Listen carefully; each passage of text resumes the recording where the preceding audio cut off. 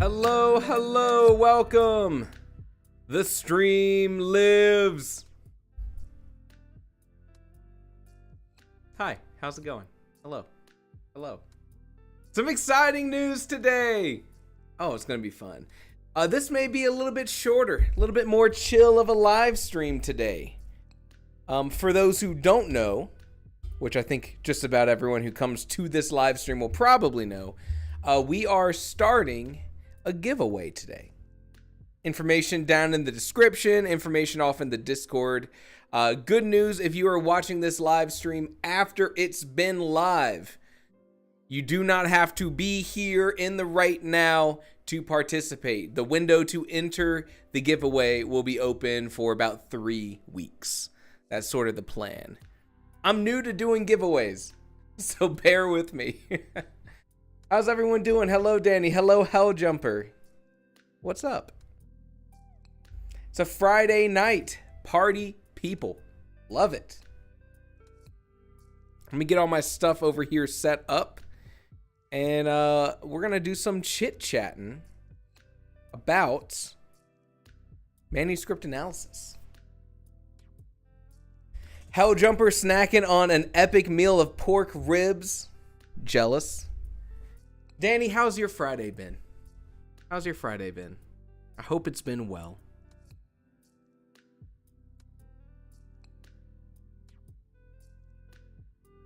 All right, here's the plan today. Danny says, I am taking the plunge of Pro Writing Aid. Love to hear it. Use the link down in the description below. I'm taking the plunge. Do you have Premium or Premium Pro? I bought mine 5 years ago, and my specific license is Premium Pro. I have Premium Pro. Now, I want you to be clear about something. We'll be talking a lot about Pro Writing Aid. There are different plans, right? Of course, I use the link below. I'm no heathen. There are different plans for Pro Writing Aid, and a lot of it comes down to like the amount of words you want to process, specifically in regards to like rephrasing things or running very specific like heavier reports. Choose whichever plan really suits you, you know? Young Legend, hello. I have Premium Pro, and yeah, I mean, I'm happy with it. I'll tell you right now, I mean, we'll go through a little bit of their reports, but I'll tell you right now that you are likely going to use just like 20% of the reports, because you'll be like, these are the things I specifically want to like judge my writing on. And having all the other ones out there, beneficial, but you are not running 25 plus different reports every single time you're using it. I think you'll see that when you play around with it. Let's do some talking about manuscript analysis. Christian, hello, by the way. Hello. Thank you for joining. I'm really excited for this. Manuscript analysis is kind of the natural evolution of what Pro Writing Aid has been able to do in the past, and is continuing to grow. Back in, I think I did a video a couple months ago where I was sort of showcasing my editing workflow, and you can still find that on my channel. And at the end of it, I ran what was called a chapter analysis. Chapter analysis is something that's existed in Pro Writing Aid for a while. That is like, let me look at this single chapter of your story and give you good feedback on things like, did the pacing feel consistent and strong all the way through? Were there parts of your chapter that felt like they got a little slower? Were your characters consistent? Manuscript analysis is the extension of that. Chapter analysis can handle about 4,000 words, I think is the number I've seen. Manuscript analysis, I've got confirmation, can handle for sure 300,000 words. And I have heard through the grapevine, unofficially, people have been running it on longer stories and still seeing accurate and successful results. But that's unofficial. It's unofficial. That's from me to you. Don't tell anyone. We will be running manuscript analysis today. I'm on the Pro Writing Aid website over here. This is linked down in the description if you would like to read through sort of how they are presenting manuscript analysis. Up to 300,000 words, targeted advice to strengthen your story before sharing it with beta readers or editors. We'll talk about that. And prioritizing importance. You will see that in my very own manuscript analysis.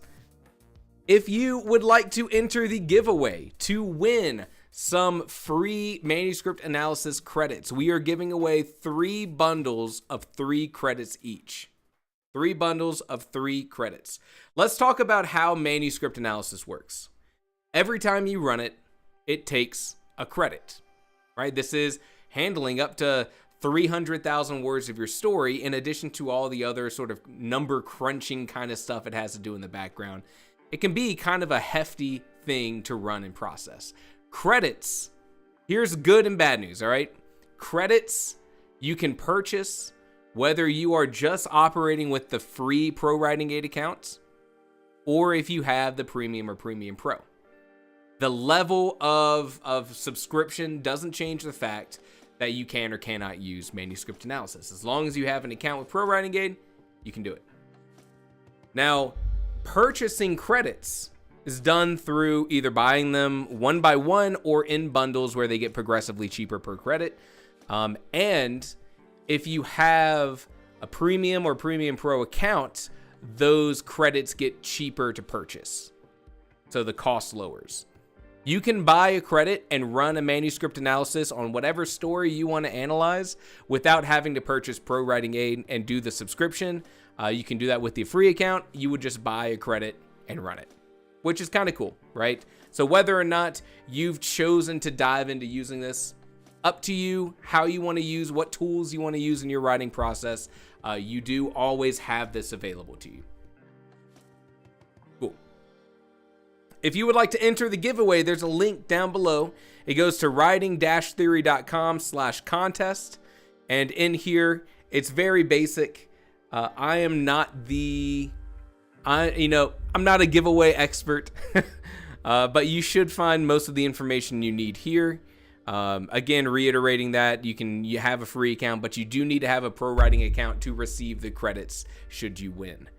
And you enter just by filling out this Google form. I'm not signed into Google right now, so otherwise you would see this. I do want to go ahead and tell you, I am hosting this Google form. This is not through Pro Writing Aid. They are not getting access to any of your information, and I'm not doing anything else with that information. This is purely for doing the credit giveaway.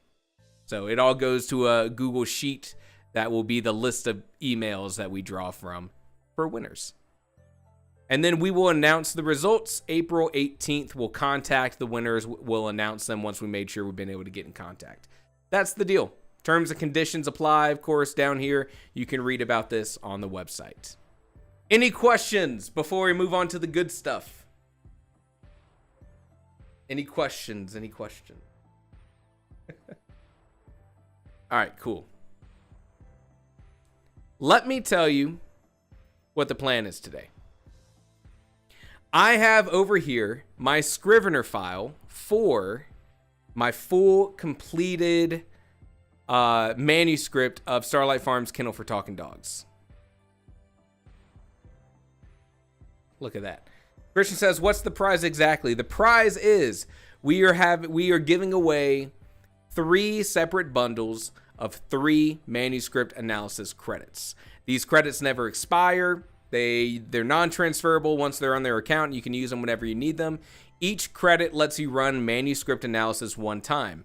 Manuscript analysis can take your entire story. Christian, I think we were talking the other day that you have a story that you haven't quite wrapped up yet, but it's around 60,000 something words. As you push your stories to completion, you can have manuscript analysis read through your whole story and give you a comprehensive report on things like, did you have any unresolved plot threads that you need to fix up? Did your characters feel unique? How was your setting presented to the reader? Was it done successfully? Or did certain things about your setting feel like maybe there's a disconnect? So the credits are what are going to be given out.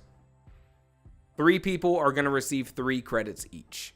That can be 3 different stories you want to run manuscript analysis for. That could be you do a draft, you run manuscript analysis, and it says, hey, you forgot to have this character have a resolved character arc. And you're like, oh, shoot, let me make some edits. Let me tighten up the script. You could choose to run that manuscript analysis again, spending that 2nd credit and getting new adjusted feedback based on your edits. We're going to talk about where this fits in your editing process. All right. So for those who don't know, for those who do not know, I put out this book last year, Starlight Farm's Kennel for Talking Dogs. And it is a fun, cozy fantasy romp about, wouldn't you guess it, talking dogs. A weekend read, fun, enjoyable, hopefully tugs at your heartstrings a little bit towards the end. We are taking my finished manuscript for this and running it through manuscript analysis so you can see what it looks like. Christian says, do you know if it works in other languages? That's a good question. I know Pro Writing Aid already supports many other languages in their tool. So I'm going to give you the unofficial answer of yes, it does support other languages, but I would look at their website on that page for manuscript analysis. Maybe there's an FAQ at the bottom that might say specifically and officially what languages are supported. If you happen to see an answer over there, you can let us know. But Pro Writing Aid, pretty international when it comes to software. I have only used it in English. All right. Do we have anyone here who uses Scrivener? Any Scrivener baddies out there?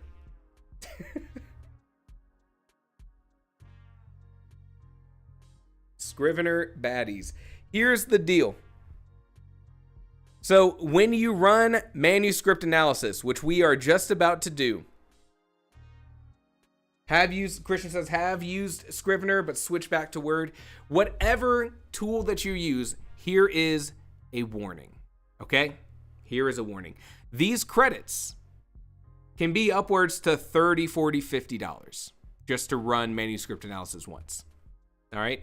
That's what the price is. And like we said, it varies. If you already are paying for Pro Writing Aid, you get a discount. You can buy them in bundles. They get even cheaper. Yada, yada. Okay, you get that. You can run manuscript analysis through the Everywhere extension, which I have installed here. It means that whatever writing tool that you use, you have access to all the reports through this little floating icon. I can click over here. I can say, bam, this one, bam, run this manuscript analysis. Don't do this, Scrivener friends. Here's the deal. The way that the Everything extension works is that it's going to access whatever text it can get access to. And if you write like I do, breaking up your scenes into different files, that text, all of this stuff, not accessible when you're opening up one single scene. And I think our friend of the Discord, Kaylee, even said that specifically themselves. They clicked the button to run it. They might have had just this individual scene open in Scrivener. It just ran on the text it could access from this. That's not a Scrivener specific thing. If you're writing in any other writing platform where you're going to be dividing your story up into files, if you're going to be dividing your story up into different accessible pieces, manuscript analysis needs everything together at once. Let me know in the comments, does that make sense? I'll show you how to do it in Scrivener so that you're making sure you're getting your whole manuscript accessible. If you're working in Google Docs and you have a different file for each chapter, you also need to collect all of your words into one accessible field so that then you can run manuscript analysis.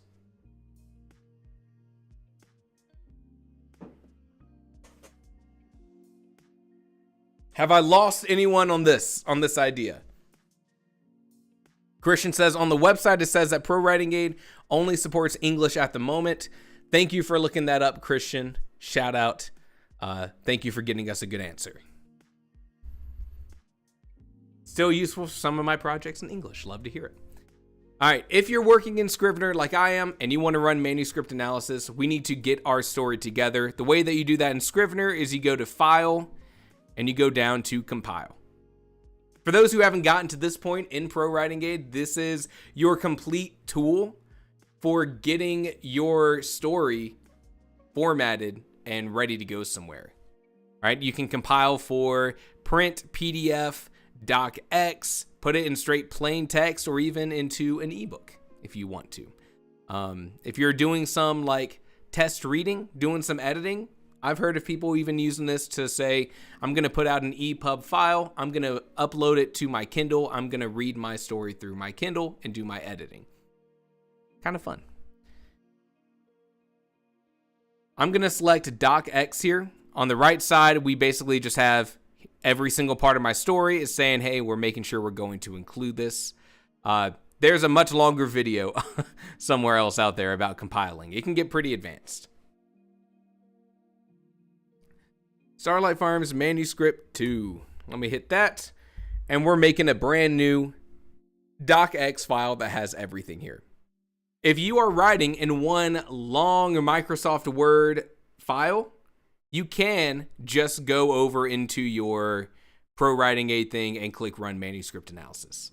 If you're working in anything that breaks your story up, heads up. So now you have an option here. My story by default, once it gets compiled, opens up in text edit, which is like Notepad for Mac. I'm not going to run it through this because that would be insane. Instead, something I'm going to do is I'm going to choose to take my exported story over to the Pro Writing Aid website, and they have like a web portal over there. If you go to the Pro Writing Aid website and log in, you can click Use App, and there's a whole web interface here. Let me create new doc. Let me upload a document. Let me not share all of my files. Suckers, you can't trick me. And I'll upload that docx I just exported out. Like I said, if you're like Helljumper, you got one really long Google Doc. As long as all of your manuscript is accessible, you can just run it through there.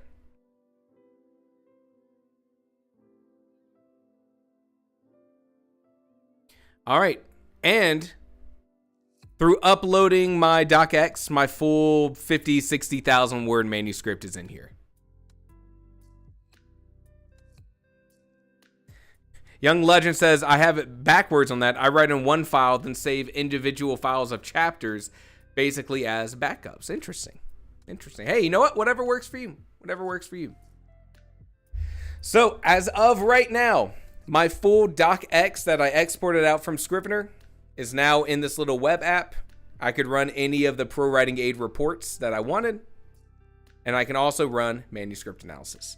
Here's a little bonus tip. If you can make sure that your story is broken up with your chapter headings, that'll be beneficial. Let's run manuscript analysis. I'm going to go up here to critique, manuscript analysis. We recommend that your manuscript is 4,000 words or longer and includes chapter titles. Hey, I just said that. Running a newest analysis costs 1 credit. Content restrictions apply. Run analysis, and off we go. So it'll take a couple minutes, especially the longer your story is, the longer it might take. I will also say, I see we got William in the chat. Seems to be a mobile thing more than a desktop thing. I feel like I have been seeing my Google Docs really be like lagging behind as of late. And I don't know if it's like my ad blocker. I don't know if it's having a Google Doc open on my desktop and also on a laptop. I'm not quite sure. But I feel like lately it's been a little crazy. All right. On the right side of my screen, you can see I actually have run manuscript analysis in the past. A couple times. I can access these and view it all over again without using another credit. These are all saved for you to access again. Just FYI. How Jumper says, nothing like that for me. My doc is like 75 pages. Christian's is 200.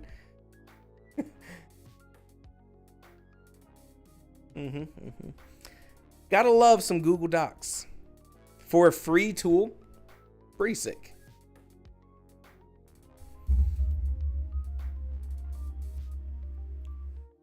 Pretty sick. So this will probably take 2 to 5 minutes. I mean, my story, I think, is upper 50,000s, maybe 60,000 words here.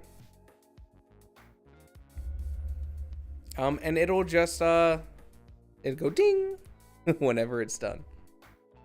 But I wanted to show you the full process so you can see it right when I see it. You can tell, though, I have run this before, like a month ago, when they sent me the credit and they were like, check this out. And I was like, sick.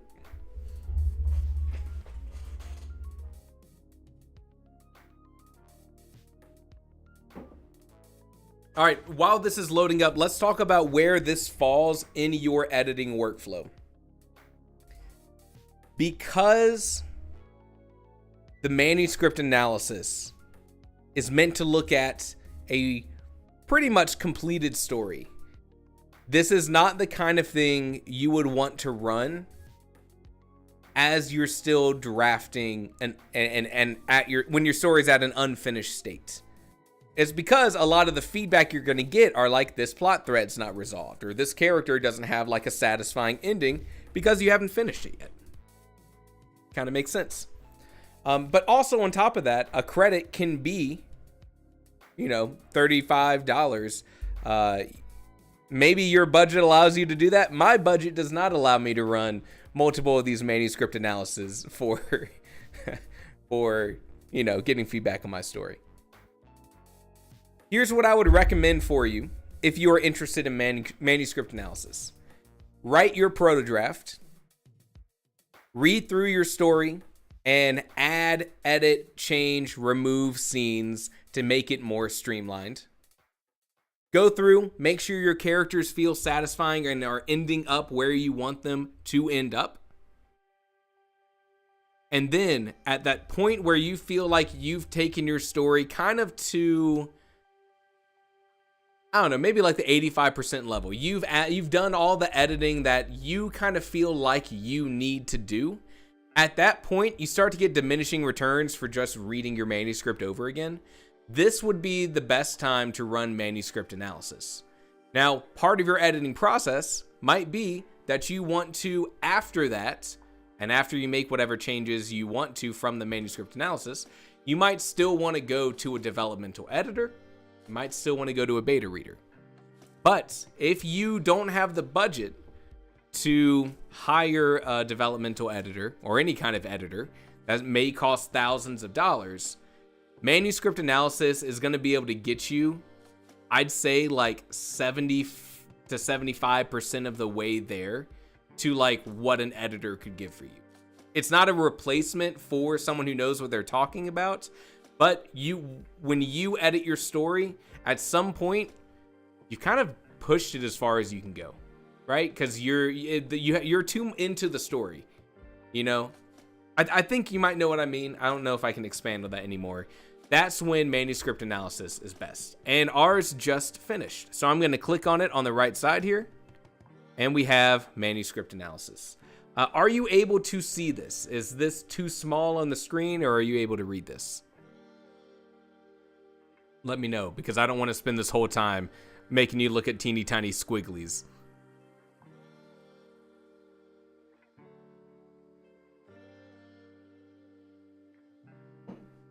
So you've done your proto draft. You've done 1 or 2 rounds of edits. You feel like things are coming together. You feel good. You've built moments of setup and payoff. And you've run manuscript analysis. First thing we're going to look at is about your story. This is broken up into 5 sections. About your story, narrative themes, plot and structure, characters, and setting. About your story is going to kind of convince you that Manuscript Analysis read your story and understood it. About my story is fantasy magical realism. Starlight Farm is struggling. Rachel and Marcus, devoted farmers, face a devastating famine and mounting taxes. Their lives take an unexpected turn when they rescue a talking golden retriever named Goose. As more talking dogs arrive, they open a kennel, hoping to find them loving homes. But strange green skies, a scheming businessman, and dangerous creatures threaten their farm and their newfound family. The Night Moon Festival offers hope, but also heartache, as the dog's unique abilities attract attention, both good and bad. So this is kind of a little summary of your story. The thing to take away here, like, you can use this if you want to, right? If you wanted to, take that somewhere and have that be on your Amazon page or something. But the big thing for me about this is that it's convinced me it was able to parse out 60,000 something words. It has a plot outline. Here's kind of the rough events of my story. As we scroll down, we get a little bit more. Here's the setting that the story takes place in, including all the specific named places. More importantly, here are the themes and motifs figured out by Manuscript Analysis: the value of home and family, exploitation versus compassion, communication and understanding. I can tell you right now, those are all pretty good summarizations of what the story is trying to do. This next part is what I found to be even more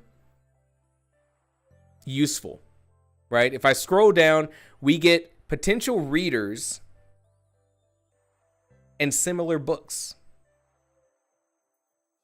Potential readers is going to tell you that, here's the kind of people that we've identified would be interested in your story. In my case, target audience, likely female. Girls love talking dogs. What can I say? Right, fellas? Age 8 to 50, diverse backgrounds, themes of compassion and belonging would resonate with readers, particularly those interested in animal welfare. Yeah. I mean, when I was figuring out how to advertise this story on Amazon, I was like, who's going to like this? People who like books, people who like dogs. I found this part to be cooler, though. Similar books. Manuscript Analysis tells me Charlotte's Web by E.B. White is a similar book. And to tell you how dumb I felt when I never made that connection, and it took Manuscript Analysis to be like, hey, did you ever think about comparing your book to this other book about talking animals on a farm? And I was like, dang it. That's genius. That's what should be in my ad copy. Never crossed my mind. Both stories feature talking animals on a farm, themes of friendship, loss, and the cycle of life. The one and only Ivan. Never heard of that one. Ivan the gorilla's ability to communicate challenges human perceptions. And Pax. Also never heard of that one. Both stories explore the bond between humans and animals and separation and reunion. Here's something to keep in mind. I don't know if you know this yet, if you're at this point of your writing journey.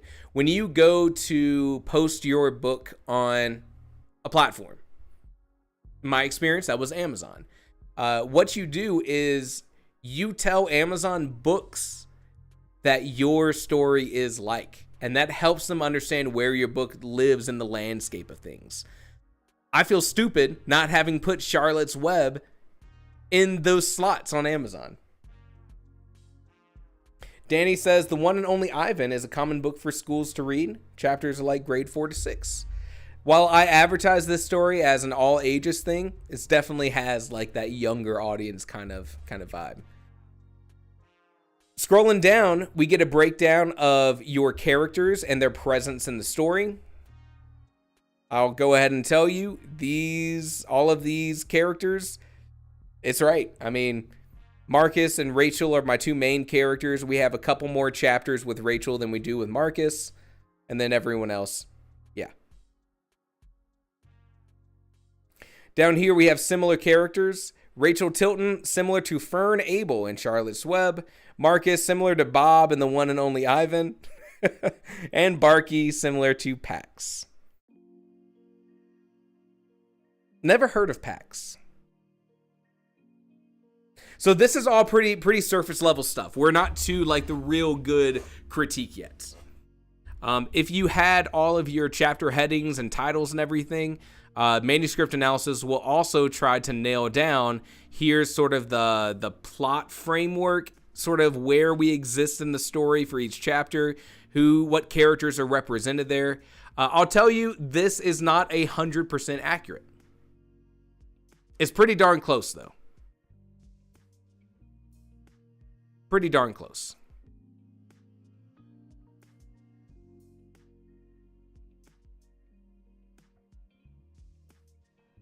And then all the way down at the bottom, after we get through about your story, now we get to why you will want to use manuscript analysis. All of this other stuff I told you was kind of like trying to convince you, like, be confident.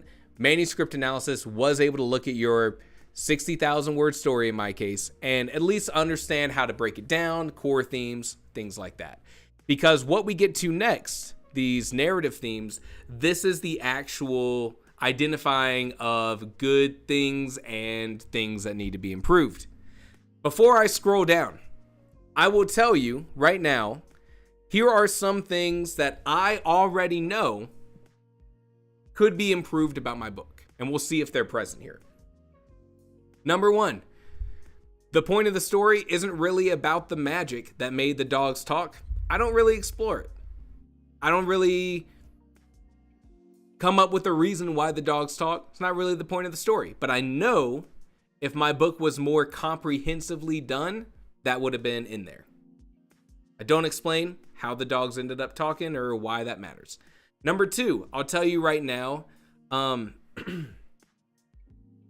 Wait, hold on. I'm blanking. I did a whole live stream on this before. Wait.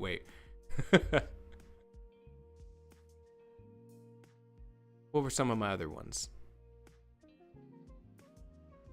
Number two, I think that there are a lot of coincidences. A lot of situations that happen in this book that are more causal than... Wait, hold on. What's the right word? That are more coincidence than causal, right? Here's a plot point that kicks off because there's a wild animal that's attacking people, right? Our characters didn't have any agency in making that happen, but they had to respond to it. Maybe you care about that. Maybe you don't. I use that a lot in my story. I feel like I could have been a little bit better about giving my characters agency to cause things to happen in the world. That's number two. Number three, my antagonist, Dartman Velish, is motivated by money. I personally find that kind of weak. I think villains just motivated by money, by power. I think that's kind of like not a character with a lot of depth. These are some things I feel about my own story. What do I feel like I did well? I feel like I did the characters well. I feel like I had unique voices. I feel like, I don't know, I'm just kind of happy with the story. Let's see if those kinds of things are present in the manuscript analysis. The way that manuscript analysis does this is that I believe the term that I was told was like a stoplight method of critique. I'll break it down for you. Some things are green, saying you did good. Some things are yellow, saying, hey, maybe consider fixing this up. Some things are orange, being like, warning. And lastly, some things are red, being like, this is an identified point of something you can improve. A strong theme of home and belonging, working well. Underdeveloped theme of animal welfare. Let's look at this one. It says, while Rachel's compassion for animals is evident, the theme of animal welfare is not fully explored. The narrative focuses more on the talking dogs and the farm struggle, leaving this broader theme undeveloped. Where does this show up in text? Rachel's concern for animals is seen throughout, such as rescuing Cardo the chicken in chapter 2, and her reaction to George selling Goose in chapter 3, but the broader theme is deeply explored. Suggested improvements: develop the animal welfare theme by exploring Rachel's motivations, her past experiences with animals, or the ethical considerations of animal care in this world. Let's talk about what you do with that information. Because like with any place that you're going to get critique on your story, number one, it's your story. All right? Whether you're working with an editor, beta readers, or with manuscript analysis, maybe the purpose of my story. I didn't really want to explore animal welfare in this cozy fantasy world. It's cool that it's noted here, but you know what? Maybe that's not what I want to do. Maybe if I'm looking for another 5,000 words. That's a great point. If I need to stretch this out just a bit, there's some great material. That's hilarious. What you're going to see throughout all of this is that you still have to serve as the filter because it's your story. Most of the feedback I've gotten from manuscript analysis, I'd say, is justified. There's been a handful of situations where I feel like it missed the point, and that's okay, because that also, to me, I feel like that happens with, sharing your stories with people too. So I'm not really mad about that. So maybe I want to explore this. Maybe I don't. I'll keep scrolling. This was just a minor concern, though. Let's get out of themes and motifs. Let's get into actual plot stuff. Compelling premise, heartwarming adoption scenes, inconsistent timeline of Goose's age and acquisition. George Fairman says he has had Goose for a couple of years, but also that he got Goose from Lady Marquis Julie's kennel. It is highly unusual for a breeder to sell to a 2-year-old dog. The contradiction appears in chapter 3. Clarify the timeline. Either George acquired Goose as a puppy, or there's a specific reason why he got an older dog from the breeder. So here's the thing. I don't freaking know. I don't know. But you know what? I have that information now. If I wanted to clarify it, I'll be honest, I don't even know how old the dogs are. Never thought about it. They're an amorphous age where they still have a lot of energy, but a little world experience. So this one is marked as that amber sort of concern thing. I do put a little bit more justification in some of these than I do on like the themes and the motif kind of feedback. Here is, yes, the first situation regarding magic. There's a unclear cause of the famine in green skies. The famine in green skies are attributed to magic or the wizard folks, spoken by an old dude. But the cause and effect relationship is not explicitly stated. This vagueness undermines the fantastical elements and makes the world building less convincing. This was one of the things I already kind of identified as I didn't really explore this part of the book. Like I said, a more comprehensive book would have had that information. And I feel like it's a good sign that we're seeing it in the manuscript analysis. It's figuring out those same kind of things I was feeling. A sudden appearance of more talking dogs. The reason why they suddenly start talking, not explained. Makes the fantastical premise less believable and raises unanswered questions. So you see what we're getting at here. Next, we have lack of tension regarding farm taxes. And I agree with this one. Adding the motivating factor of there being like a monetary constraint within my story is one that I'm not thrilled with, but was one where I could very easily create like a deadline, right? Like a ticking time bomb. You have till this day to get the money. You see it in all those movies we watched growing up. I'm sure it's in an Air Bud movie, which is tangential to what I was writing. And it's one that I felt like I was writing something that was like farm, right? Here's a bunch of farmers, but then also like, that's kind like, how else do we make this feel relatable? Look, I feel the money problems. I get it. You know what's stressful? Tax season. Talk to me this weekend. Danny says, oh, good. So manuscript analysis can judge me too. Hey, how did that wind end up here? Oh, why would I know? It's not like I wrote it. Yeah, and you know what? The information is here for you to act on it, but it's also here if you just want to cover that up and just keep scrolling. I think this is a good point. Convenient resolution, marked as a concern. Convenient, not completely out of the blue though, in my own take. You'll see a lot of things like this. Christian says, prepares you to showing it to a real editor. The thought of someone with expertise The thought of someone with expertise reading my work is scary. It is. And you know what? That's a good point, that this can be a kind of thing that, maybe the glaring issues that you can't see, because there definitely are those. This is a way to try to point those out, right? And we said this at the beginning. This isn't ever going to be a replacement for like a human editor who knows stories and wants to work with you. But it is I'll be honest, a lot cheaper. And I'm sure if I was working with an editor, they would have been like, this tax idea plot line didn't have a ton of tension, just like this manuscript analysis did. So maybe by shoring up all of the very obvious things through a tool like this, it's going to make working with an editor quicker, easier, and maybe, doubtful, maybe cheaper. Who knows? Effective use of foreshadowing with green skies. Thank you. You see, we are getting some good things, but we're getting plenty of points of feedback. One of the things I was the most worried about, by default, a plotline dealing with tax is full of tension.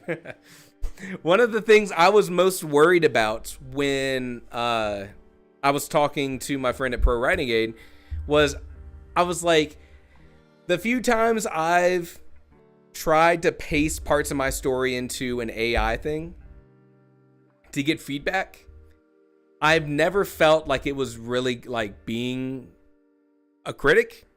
I felt like a lot of times it was like, wow, great writing. These characters are great. Cool setting too. And I'm like, that's not what I'm here for. So personally, I am relieved to see in here that there are plenty of things that I can take away back to my story. If I were to run manuscript analysis and it was to be like, this is really good, I would be like, get me my money back. You have to specifically ask for AI to not sugarcoat anything. Absolutely. I did a podcast episode recently where I did do an AI prompt to analyze some prose, and I prompted it to be like, don't tell me how good it is. Like, give me critical feedback to improve on. If you just say, what do you think of this text? It'll be like, wow, that's really good, buddy. Underdeveloped talking dog premise. The story doesn't fully explore the implications of dogs talking. Beyond some initial surprise and questions, the characters and the narrative quickly accept the premise without delving into its societal or magical implications. You know what? I can see where it's coming from, but I'll also tell you, not really an area of this world I was looking to explore. Societal implications not on the forefront of my mind when I have these dogs playing tug of war with with something in the front yard, So again, right, I'm being the filter of being like, fair, I'm not going to apply that, or that's a great point, let me expand on that. And another 5,000 words, baby. Let's go. Keep the train rolling. Repetitive introductions. Yeah. That's a great point of feedback. I can very easily take back to the manuscript and be like, I'm going to make this change. It's not going to be hard to do. Probably going to have a beneficial overall experience to the novel. Great feedback. Now, here's something I disagree with. It says, here's some feedback, says repetitive phrase of born to do it. The phrase born to do it is repeated multiple times by Marcus and Barkey, becoming a verbal tick that loses its impact. Disagree, because these lines were specifically put in times of training the dog so it could come back at the end of it to emphasize that there's a job to be done. And that was a motivating factor of the character. Young Legend says catchphrase. Kind of, yeah. It was something very specifically to be like, we are going to set up this moment so that at the end of the novel, this can be a tender moment of, kind of a callback to that. So I wouldn't call it repetitive.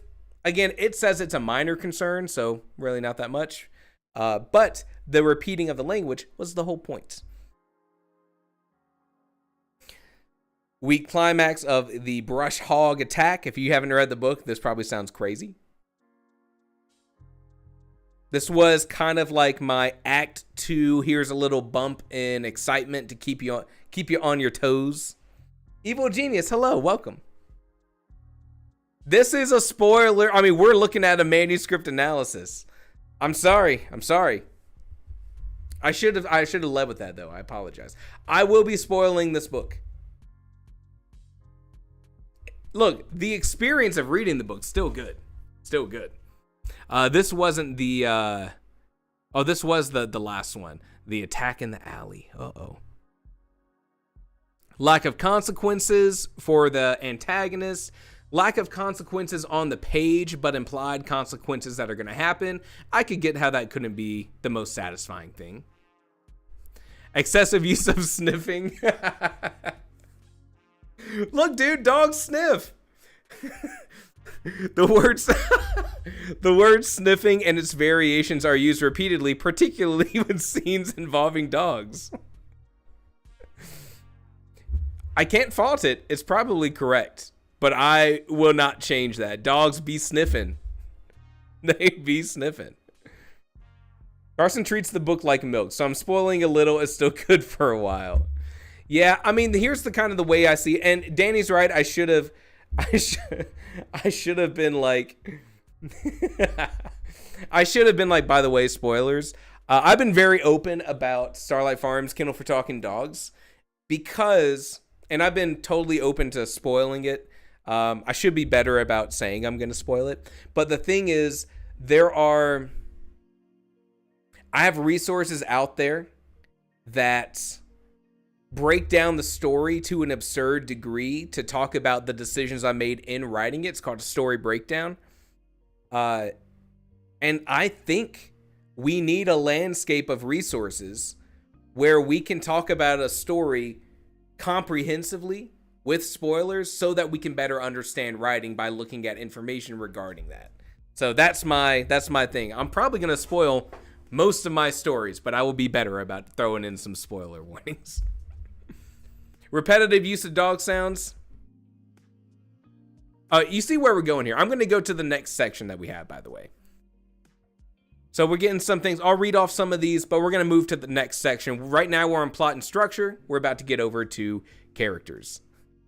Pro Writing Aid, no pants. What? You didn't have enough panting? I don't think I did, to be honest. What the heck, manuscript analysis? You're just going to throw out excessive sniffing? Hey, you know what? Here's my challenge to you. Here's my challenge to you, to everyone watching. My challenge is to write a story not about dogs and still get this point of feedback. I will be impressed. If you can write a story where manuscript analysis comes back and is like, dude, chill it with the sniffing. I'll put a bounty out there. Inconsistent dog dialogue tags, sometimes sad, sometimes bark, sometimes whined. I have my own rules I was following with that, so I had like my own style guide off the page. Maybe it worked, maybe it didn't. Unnecessary detail. Inconsistent fairy apple harvest. Throwing out some fantasy terms here.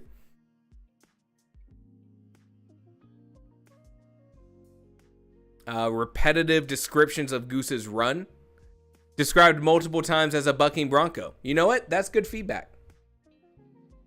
That's good feedback. That's the kind of thing I would take back to my manuscript and be like, Control F, bucking bronco. Let's get a thesaurus out.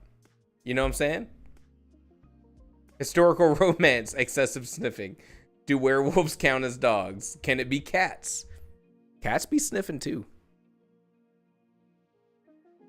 All right, let's get to the next section. Unrealistic dog training. I'll be the judge of that.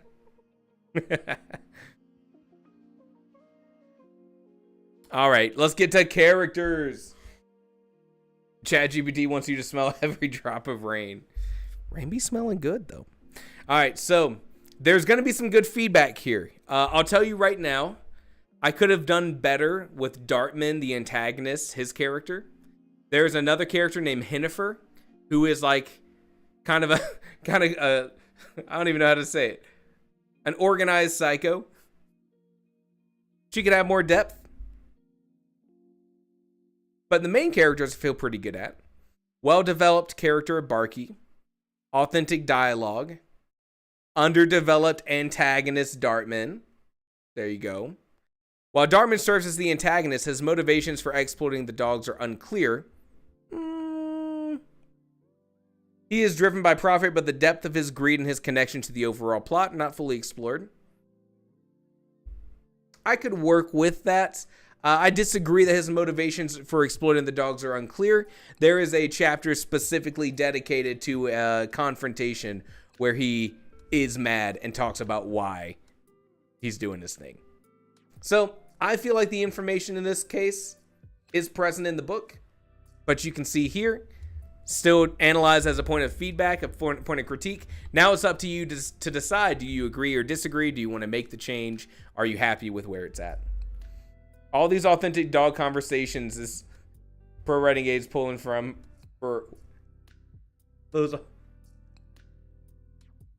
We need there's not enough stories I could reference about talking dogs. And this is why I had to make my own landscape, you know? Humorous dog-human interactions, nailed it, what up? Touching moment with a teddy bear, hell yeah it is, dude. That's what I'm about. Memorable character of Cardo, the chicken. Gotta have a good chicken in a farm story. Unclear motivation for Rachel's recklessness. Ooh, the main character. Her tendency to rush into dangerous situations, such as rescuing Cardo in the storm and confronting the brush hog, feels inconsistent with her character and lacks clear motivation. Interesting. Because, I don't know, now I feel like I'm disagreeing with some things. It is well established that it's her love of animals that she puts above the care for her own health. Chickens in a farm story usually limited to the stew pot. No! Everyone in my world is vegetarian. They're Episcopalian. Is that the fish thing or is that a religion? I forget. Underdeveloped relationship between Marcus and Rachel. While their love for each other is implied, the emotional depth of Marcus and Rachel's relationship not fully explored, making their shared struggles less impactful. Their interactions throughout the manuscript, while generally supportive, lack the depth and nuance of a well-developed relationship. See chapter 1 where they discuss the farm struggles or where they search for Cardo.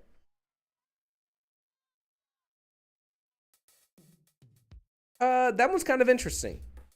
Kind of interesting here.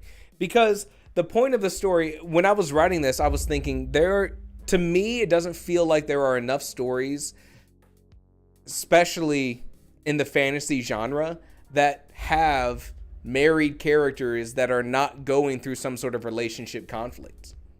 So when I was writing this one, and I was thinking about how the story was going to be all put together, you know, at some point I made the decision, I'm going to have these two characters that have been together, that are a little bit older, especially for, you know, something like a book that maybe kids might read. But specifically where the relationship isn't the cause of the conflict. I want them to be supportive. I want them to sometimes get annoyed with each other, but they're always there for each other. So I don't know if I believe this in the sense of, because the relationship wasn't the focus of conflict, feel like it was an expression of just a solid marriage relationship. You know what I mean? I don't know. Reader may agree or disagree.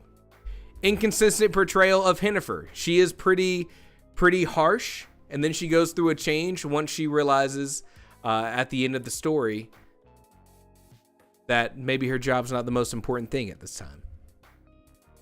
She do be having a change of heart. Unrealistic dog behavior. I'll be the judge of that. While the talking adds a fantastic element, thank you. Some of the dog's behaviors, such as Goose's obsession with bacon, have you met a dog? And Barky's immediate acceptance of her job, have you met a border collie? Feel contrived and less dog-like. Lack of character development for Cardo the chicken. Bro, he's a chicken. Inconsistent tone. A relationship is all about compromise in chapter 6, and good luck with that in chapter 19. She was mad. I think she said that to Dartman, which was the antagonist. You're allowed to be mean to the antagonist. Unnecessary emphasis on Baguette's size. It was kind of important. She do be small. All right, and then lastly, we get to setting. And you kind of see what's happening here, you know? If all you wanted to do was see manuscript analysis, you got the gist, right? My setting could be improved for sure. Sensory details, nice, love it. Vague descriptions of this keep, that's fair. Underdeveloped setting at Starlight Farm. This was actually something that had crossed my mind too, and the fact that like, when, you know, right, I'm writing a novella, and the goal was to write a novella, you know? And I was thinking, how much emphasis do I want to put on the parts of my story that I know aren't the true important parts? And while the setting was there to host the plot, it wasn't like I was trying to create this world and atmosphere that was going to be integral to everything. So I did choose to not, you know, go crazy in the world building. It's a fairly kind of ambiguous, cozy place. Underdeveloped magic system, we talked about that. Weak sense of danger. That's fair, that's fair. Now, talking about the climax, there is some threats there. People do get hurt. All right, and that's the end of our manuscript analysis. A couple things here to point out as well. If you want to, you can print this. And you can get it as a PDF. You could print it out. You could put it somewhere. You could just save this on your computer. Whatever you might want to do. It looks pretty nice. Even if you choose not to print this out, it is always available. You have something called a feedback history. If I go up here and I click my critique, feedback history, any chapter critique or manuscript analysis that you've run, you can always open it up here. So I actually ran this on Upon Careless Gray Hills, the story I've been working on stream with. It's unfinished, but I was curious what is going to happen if I run this on an unfinished manuscript. Because if it could still give me really good advice about how the plot needs to develop, or, you know, narrative things that I could take into account as I'm working, then now this is a tool that's part of my drafting process. So I did run this, and I'll tell you, for the most part, I think running manuscript analysis on a not completed story would probably not financially make sense for you. It still does the same thing in the sense of like, it understands my story, it gets the setting, it gets the themes and motifs that I've been building up. It even does a pretty good job of telling me about potential readers, right? And stories that are kind of similar. It does a perfectly fine job with all of that. But then once you get into like plot and structure, it doesn't, like, first, I know not all the information's there. So I know even when it says like, hey, great job with this, I'm still wondering like, but it doesn't know the story's not done. Like, I'm glad that it thought that this plot twist that I put in here was like a, you know, something that worked well. But part of me is still like, I don't know if it's able to put it in the proper context. You know what I mean? So when we get to a lot of things down here, a lot of these major concerns, for example, abrupt ending at the Buckner building, that's the scene I'm writing right now. So it thinks that's the end of the story. Major concern? Fair. If my story did end like that, very fair criticism. I mean, it's working like it needs to. It's just I know my story's not done, you know? So I ran this with the idea of like, could this still be helpful?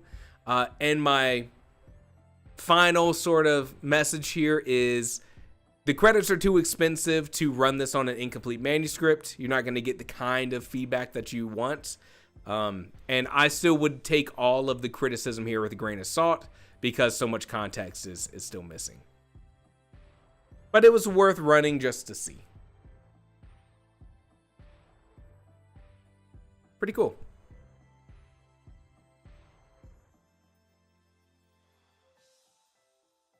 And that's manuscript analysis.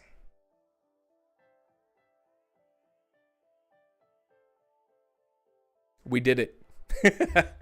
What do you guys think? Is that something that you are interested in? Is that something that you'd be interested in adding to your sort of editing process? Is there anyone here who feels like it's still lacking anything? Because that would be a good thing to discuss. What would feel like that? My overall thoughts are that I think that this is a great step in the right direction for self-published authors. Again, like I said, if you can afford an editor, if you already have an editor, it's not going to replace that editor. But for a lot of us who don't want to spend $2, $3, $4, $5, Chicky said $18,000, I think, on editing a big story. And if this can get you 70, 75% of the way there that a human editor could get you, that's pretty awesome. That's pretty awesome. Danny says, if I hadn't already made an account at the beginning of the stream, that walkthrough definitely would have convinced me. I'm really glad to hear that. The premise of seeing the story as a whole is interesting on its own, for sure. For sure.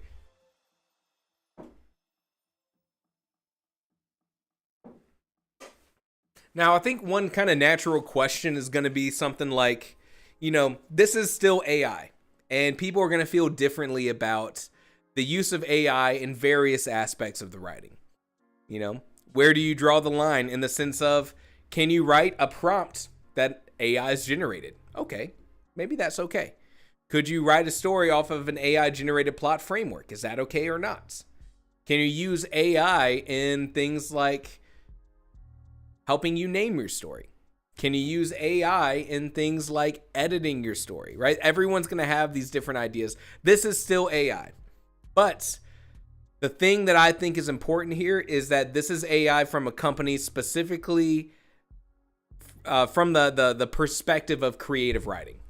And that's kind of nice, as opposed to being like, all right, Chat GPT, whatever, here's 300,000 words. Good luck. We have a tool that's already part of the creative writing process.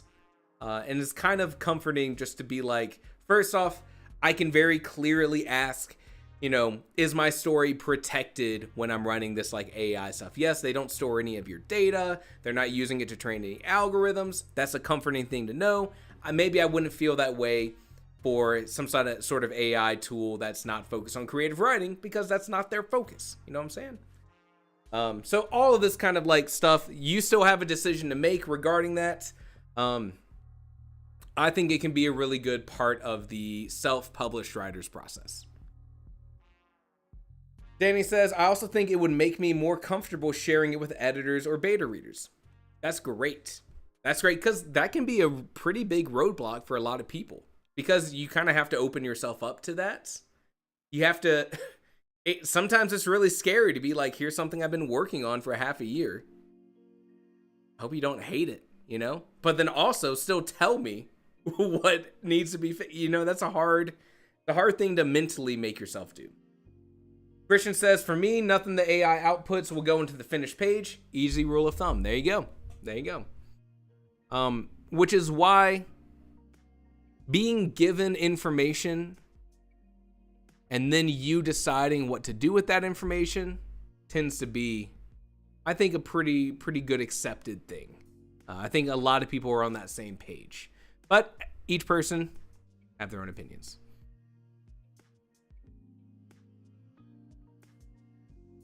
Nice. The giveaway. I hope you guys have best of luck. Maybe that's the the best way I can say it as the person running it. I've been trying to organize some larger giveaway things over the past month or two, and things have just kind of fallen through the cracks. So this is kind of the first sort of iteration of this. You know, this is not, I'm no pro when it comes to running a giveaway, but this is pretty laid back. It's a Google form. I'll be posting it in a couple different places, but it's mostly going to be people in my community. So this might be your best chance to win a giveaway ever. That's kind of cool. Woo. So yeah, that's the idea. Pro giveaway aid incoming. Honestly, that would be real helpful right about now. Let's get someone on that. Hey, I need an assistant over here, like a character I can always be referencing. You know, hey, let's get someone on that. I'll have to come up with. I've been planning a collaboration with a friend I went to high school with, who's got a really cool visual aesthetic style of making videos. And we were talking about doing an intro for one of my videos, and she was like, do you have like recurring characters in the intros that you do for your videos? And I was like, honestly, I have one, but that's something I want to build up in the intros to my videos, because I think that would be a lot of fun. The only recurring character, here's some writing theory trivia for you. The only recurring character in any of my intros is Mr. Janus. Hugh is his first name. He comes up a couple different times, but he's always the side character. Hello, gaming novelist. Hello. Carson Cinematic Universe. I'm working on it. The intros are back. Intros are back in the writing theory videos. I got really busy earlier this part of the year, and it was really hard for me to swing doing those fun intros. But I really like doing them. And that was kind of like one of the driving motivations for making the whole channel, which was, I feel like a lot of writing videos are just like, let me tell you how to do this thing. Flashy editing? Nice. And I was like, let's make it a little fun, right? I like making fun things. Let's do some fun intros. So I'm bringing those back. Intros are back. You heard it here first. That's the plan, at least. He made a whole music video. I had more time. That time is coming back. I'm trying to make sure I have time to do all those. Sometimes. So the music video was kind of funny how it happened. The music video is about, there's technically two music videos out there. One is for the character names video. And I did another music video where I did a cover of a Creed song. What was that video? That was...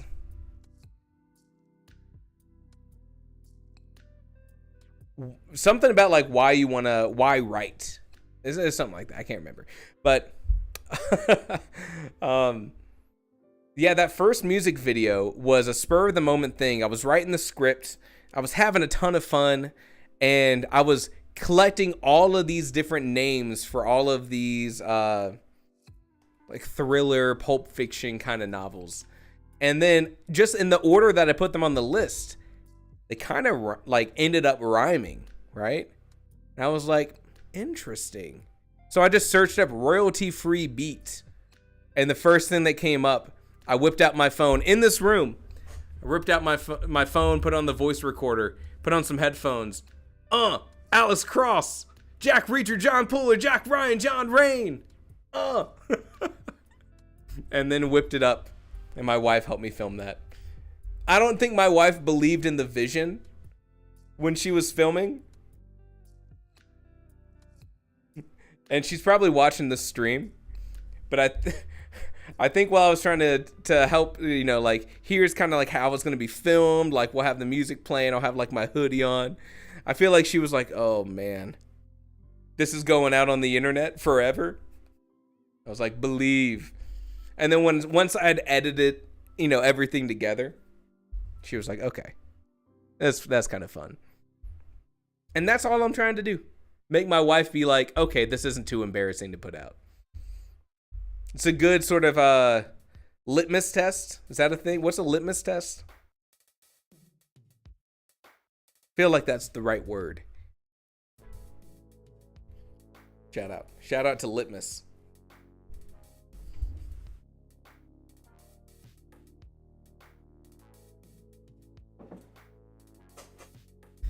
There's a video that I think is the best video I've put out that I don't think hardly anyone ever saw. I know. The video was about the Game of Thrones prologue. How, like, this 3,000 word prologue sold 90 million books, right? And I did a great opening sketch. It was too long, but it was out in like 13 inches of snow outside. Great opening sketch, funny. And I did some cool things in the editing of that video. But here's the catch. My videos always go out at 4 p.m. Somehow I switched this to 4 a.m. when I was queuing up the video to go out. And so everyone who wanted to watch the video was asleep. And YouTube was like, dang, this video sucks. No one's watching it. And it was buried. Buried forever. Sad. It's a good one. If you need to know how to do a prologue, specifically what I call an action prologue, that video's out there for you. And you'll be like, dang, no one told me about this. That's because no one watched it. I have something to do tomorrow. I will be watching it tonight then. Sad. That's it. That's life. That's life. But yeah, manuscript analysis and the giveaway was kind of the whole point of this live stream. So we might wrap it up a little bit early instead of doing our writing. But hey, if you're looking for a great Game of Thrones prologue video, I know a guy. But yeah, if you are interested in these kinds of things, these kinds of like giveaways, I'm always trying to seek these things out. I read everything that goes on in the Discord, or at least I try to. And anytime someone mentions a writing tool, piece of software, platform, feature, creator, any of these kinds of things, I take note of all those things. So if you really love a piece of software, a writing book, you can always let me know in the Discord, and I follow up on all that stuff. I'm in contact with a bunch of different of the writing software companies, in the sense of trying to make sure that we can, like when Pro Writing Aid ran out manuscript analysis, I was like, please, sir, please, sir, could I have some credits to give to my friends? And they were kind enough to be like, okay, buddy. All right. You've been nice enough to us. We'll give you some meager offerings. I was like, thank you, sir. Thank you. That's how it happened. That's actually verbatim what was in the email. Yeah. If you notice anything wrong or off or have feedback about the process of doing the giveaway, I would love it. So we can make the next one better whenever we have the next one. That's the plan. I will not be on the Discord too much this next week. Thank you for not shouting at me, sir. I will not be on the Discord much for this next week. I will still be checking in, mostly to make sure there's no crazy stuff like a raid or a fire or a fight. But I have some cool things in store for everyone, and I'm really excited to share them with you. So when things get closer to being able to release all this stuff, I think you'll really like what's going to happen. What up? So so cryptic. Oh my God. But that's the plan. I'm going to go ahead and wrap up the live stream. You can always reach out to me on the Discord if you got questions about manuscript analysis, anything like that. I'll be posting this video on the contest page. People can see that. And that's the plan. So thanks for tuning in. Good luck on potentially winning some credits. Maybe this is something that they do a sale on one day and you scoop up some credits. Like I said, they don't expire. So if you decide to pick up one credit now and you don't finish your manuscript until next month or next year, you can still run your manuscript analysis then. Maybe that's important information too. But that's the plan. All right, I'm going to go feed my dogs dinner. That's the plan. I'll talk to everyone later. I enjoyed doing these live streams. It was 2 weeks of live streams. We won't be continuing them until there's another cool event that I can do with you all. And in the meantime, I'll still be working on my manuscript. I encourage you to do the same. And whenever I'm at the next step, wrapping up my proto draft, working on editing, making that story better, you know I'm bringing you along for the ride. Good weekend. Have a great weekend. Have a great time. I'll see you at some point in the future. Goodbye, friends. Take care. You all rock. Thank you for making these past 2 weeks so much fun. Helljumper, I salute you. Young legend, take care. Danny, it was great meeting you, and I love that you and your new friend are in the Discord. You will be very welcome there. Gaming Novelist, I saw you in here. I saw you in there. William, Christian Bank. Take care, everyone. Goodbye.